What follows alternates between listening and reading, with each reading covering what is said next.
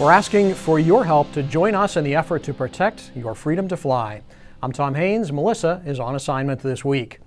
A committee in the U.S. House has passed a bill that would privatize air traffic control, and we know that would be bad for general aviation.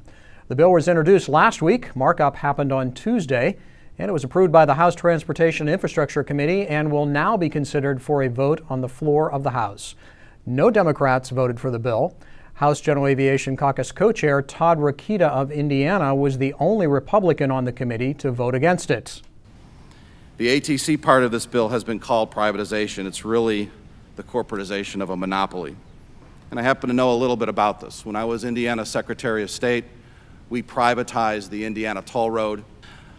When we privatized the Indiana Toll Road, first of all, we didn't give the toll road away. We leased it for 99 years for the price of $3.8 billion. Everyone was allowed to bid, anyone who was interested, and we gave the bid to the best bidder, a dispassionate third party that ran the concession. Here's what we didn't do. We didn't give the Indiana Toll Road to the truckers and say, you run this state treasure, you run this asset, and I'm sure while you're doing that, you'll take care of the cars too. When you're trying to get cold rolled steel out of the steel mills in Northwest Indiana, I'm sure when your trucks need to get out, you won't block access on the on and off ramps. You won't do other things. You won't charge extra fees. We didn't do that because it wouldn't work. AOPA is against privatizing ATC. We want all of our members to join us in fighting against the bill. AOPA President and CEO Mark Baker says it's time to act. Well, the call to action is very important, and it is urgent. We got to light up the phones with these congressmen and women, your senators, because it's really urgent right now. So what can you do? Well, if you're an AOPA member, check your email. We have a letter we are asking you to sign and send to your elected officials.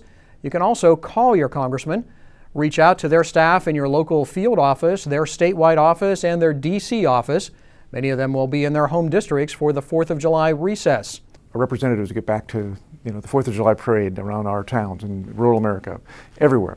And it's a great time to grab your representative and talk to them about why this ATC privatization is a bad idea. And it's urgent because when they come back to session, called to about July 10th, they may have an opportunity to start voting on this thing. It's really important that we get in touch with those representatives and say this is a bad idea for America, it's a bad idea for rural America, it's a bad idea for general aviation. You can find more information and resources on our websites. One bright spot is that the United States Senate does not seem keen to give away our nation's air traffic system to a private corporation overseen by the airlines. Senator John Thune has introduced an FAA reauthorization bill that does not include privatization. Markup on that bill is expected to happen this week. So unless a senator attempts to add privatization as an amendment, the Senate does not currently appear to want to make the same mistake as the House.